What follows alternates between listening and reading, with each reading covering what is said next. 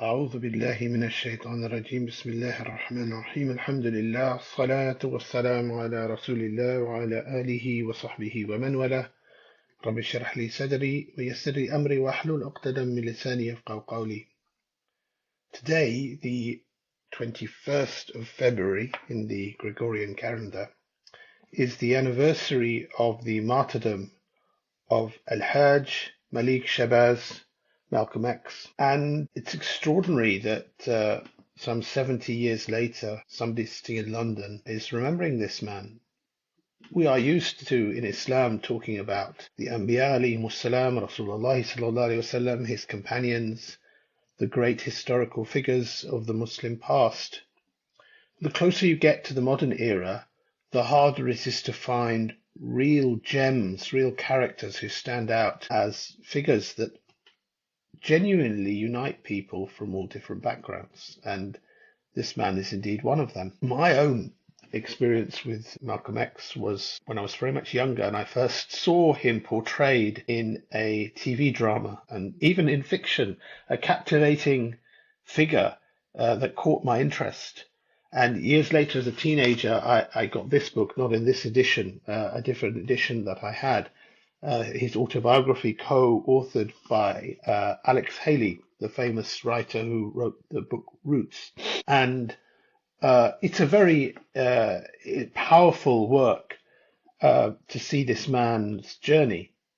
And as the age of social media emerged and we had more access to archive footage and archive recordings, more and more of us would have heard speeches that he gave. And I've yet to come across somebody in living memory who I think is a better orator than him, or a significantly better orator than him, just purely on his ability to articulate arguments, debate with people, the use of the language in such a powerful, powerful way. I've yet to come across anyone in the modern era where you can hear recordings of that person speaking. I had a book some years ago which was a memoir of the socialist writer Tariq Ali. Tariq Ali mentioned how he had, I think, been part of the group of people that had arranged for Malcolm X to speak at the Oxford Union, and he discussed in there his dialogue, and clearly he had a powerful influence on him, even though Tariq Ali would not profess to be any kind of practicing Muslim. It was as if that he was from Pakistan originally, so he was from a country which was steeped in Islamic culture. But even then, Malcolm X, coming from the United States, from Harlem, appeared to be giving him dawah to Islam. I also came across this more recently, which is something I really would recommend if people get. It's by Sheikh Hisham Jaber, called I Buried Malcolm. And he is the Imam who was a mentor to Malcolm X, and I personally knew him. And somebody very kindly gifted me this book, and it's a memoir about him. And he is the Imam who led his janazah. And it's full of not just amazing photographs and memoirs and reflections. It is almost unique in the sense that it links much of the experience and contact that Sheikh Hisham, may Allah give him rahmah, had with Malcolm personally, and links that to Quran. He frequently mentions Quranic ayat. It includes some very interesting insights into the fact that this man was respected by so many. When he was assassinated, when he was martyred, originally his body was held in state. It held for people to come and mourn. And you can see in this photograph that he was held in a wooden coffin, suited and booted. And yet the Muslims that knew him, they arranged for his ghusl to be done, his janazah to be done, him to be shrouded correctly as a Muslim should be. The one powerful thing about this book is that it kind of brings to life that relationship with true Islam that Malcolm had. This gives a life journey which is extraordinary, and where he describes the early part of his own life, the troubles that he saw, the experiences that he had, and his movement to the nation of Islam and his political consciousness. This is all extremely powerful and motivating stuff. There's a point in this book where he describes how when he met Muslims, Arab, Middle Eastern North African Muslims who happened to be visiting when he was speaking at gatherings. They felt that I was sincere in considering myself a Muslim, and they felt that if I was exposed to what they always called, quote, true Islam, I would, quote, understand it and embrace it. And that led on a journey of his to looking more into what was Islam, and ultimately led to his Hajj and his insights while visiting the Muslim world of what Islam really was. In this book, Hisham Jabbar, he mentions that on the 1st of February 1965, Hajj Malik had a premonition of an imminent disaster. He prepares himself, dressing in his best clothing and using the best of perfumes.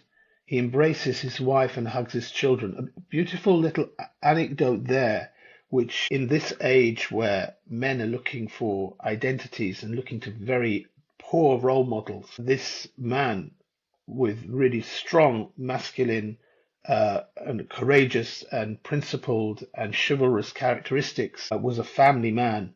He embraces his wife and hugs his children on the threshold of departure, knowing that the number of martyrs increase as the resistance continues. As his heart beats faster with enthusiasm, his fate becomes more and more exciting. He knows that the distance to his presence is shortening and that martyrdom itself is awaiting. Subhanallah, the fact that Allah chose this man for martyrdom just months after he performed his Hajj, which was only a very short period after he really embraced true Islam, after a longer journey of political consciousness and identity consciousness through the nation of Islam. It's no coincidence, the fact that Allah chose him for this martyrdom.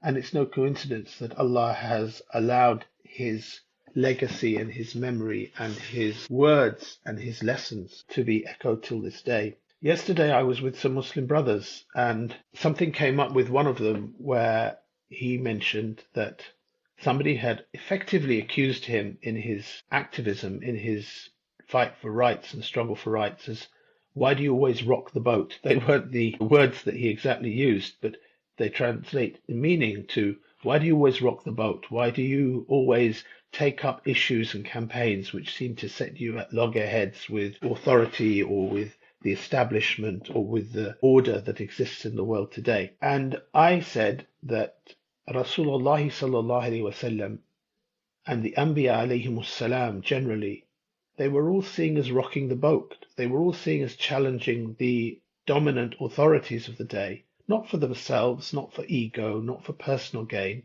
but for the truth, for carrying the mission of Allah subhanahu wa ta'ala, for ultimate sincerity. And in fact, there's no political campaign in human history which has been worth anything that has not, at some stage, rocked the boat and rocked the establishment and the status quo. That's a fact. That's a reality of politics. Whether you agree with that politics or whether you disagree with it, that is indeed a universal truth. But it seems to me that Malcolm X is somebody, he definitely rocked the boat. What he said was very frank, very honest, often correct, and very challenging, and many people didn't like it.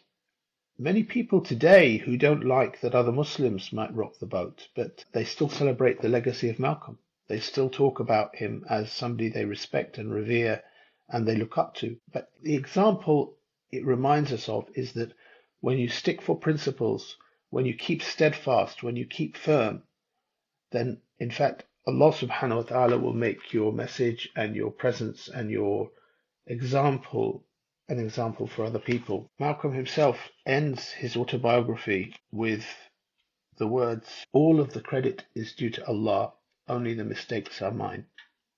All of the credit is due to Allah, only the mistakes have been mine. These are words that somebody who is not a Muslim may not understand. Those of us who give lectures, give speeches, who speak about Islam will often end our words with, all of the credit is due to Allah. Anything good that I have said has come from Allah, and only mistakes have been mine own. And that's how I'll end this, with how Malcolm ended his autobiography. And I hope that's been a good reminder. And remember him, our departed brother Hajj, Malik, Shabbaz, Malcolm X, his family, in your du'as. May Allah have mercy on them. Sheikh Hisham al-Jabir, who wrote this book for our benefit, may Allah reward him and have mercy on him as well, and make us benefit from the lessons of these brothers who have departed from us.